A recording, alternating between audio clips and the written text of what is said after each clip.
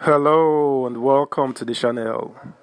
Since the inception of democracy in 1999, we have been ruled by students from the same military class, the class of 1966.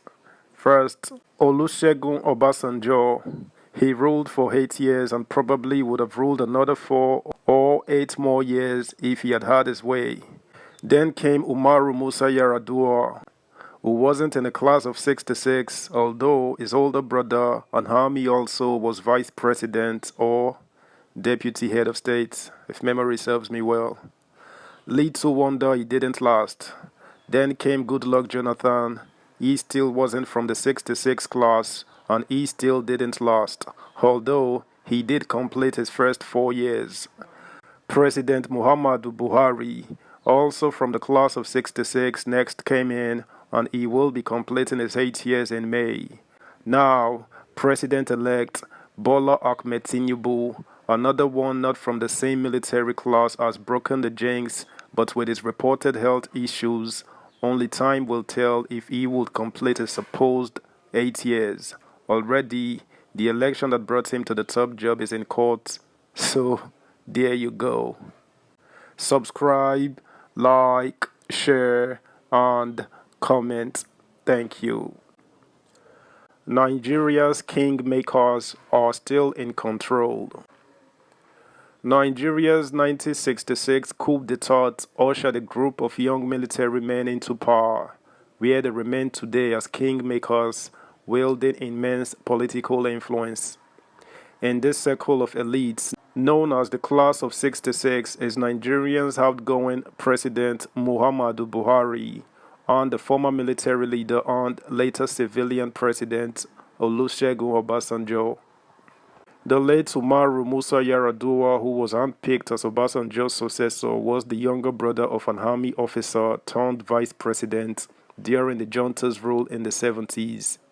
Even Nigeria's former civilian president, Goodluck Jonathan, the only president to have lasted just one term, was previously vice president to Yar'Adua. Unprecedented young voter participation in this year's presidential election aimed to break the two main parties' 24-year monopoly, unbroken since democracy returned in 1999. Not only was a member of the class of 66 not on the ballot, but neither was an incumbent because Buhari has served his two-term limit.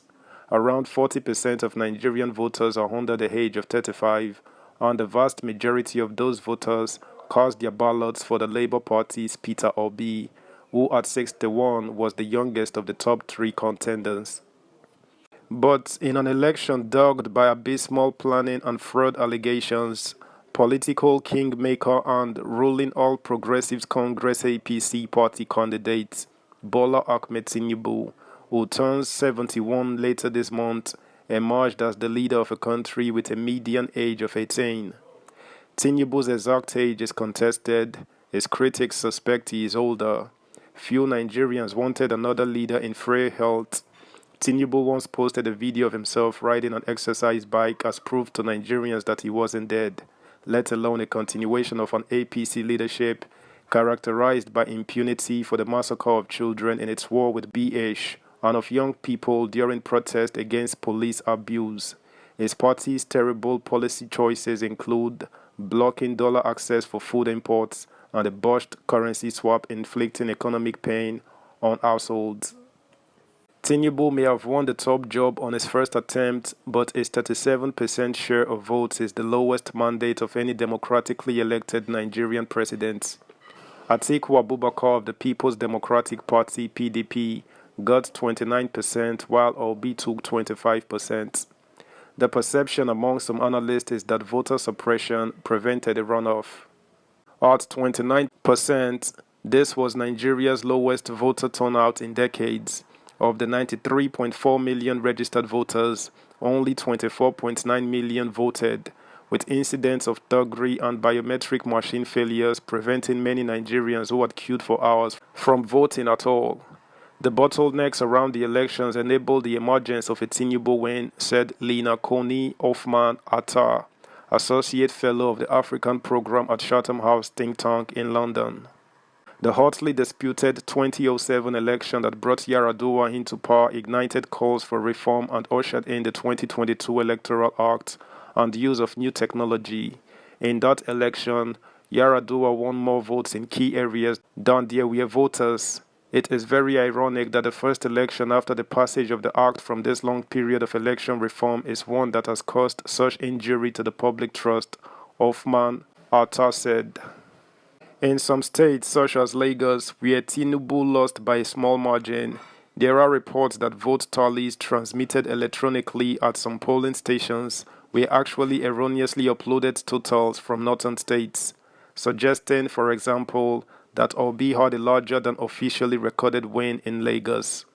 International observers slammed Election Day's chaotic exercise. A 40-person delegation led by Joyce Banda, the former president of Malawi, concluded that the secrecy around some ballot counts created confusion and eroded voters' trust in the process. The EU criticized logistical failures that challenged the right to vote.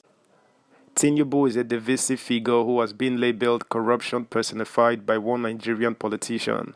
Money laundering allegations trail him. Despite denying tax fraud allegations, he settled a $41.8 million lawsuit out of court in August 2022, but his supporters credit his term as governor with having greatly increased Lagos revenue generation through foreign investment on taxation, and point to his pro-democracy activism, which led to his exile under dictator Sani Abacha. Nigerian newspaper This Day editor Shaka Momodu cuttingly wrote that Tinubu's desire to be seen and called a Democrat is only matched by the reality of his undemocratic tendencies. Subscribe, like, share, comment, and please turn the notification bell on. Thank you. There are plenty of historical power structures and the divisive playbook underpinning Tinubu's win. As a grandmaster of Nigerian political maneuvering and after decades behind the scenes financing or sabotaging political careers, Tinubu built himself powerful bases alongside the erosion of the main opposition party's strongholds to win the vote. He utilized regional and religious alliances like many Nigerian politicians before him. Outside of Lagos, in key southwestern cities such as Abeokuta and Ibadan, his campaign posters adopted a distinct phrase, "Our Lokan," meaning, "It is our turn." That's the news, guys. Thanks for listening. Until next time, bye.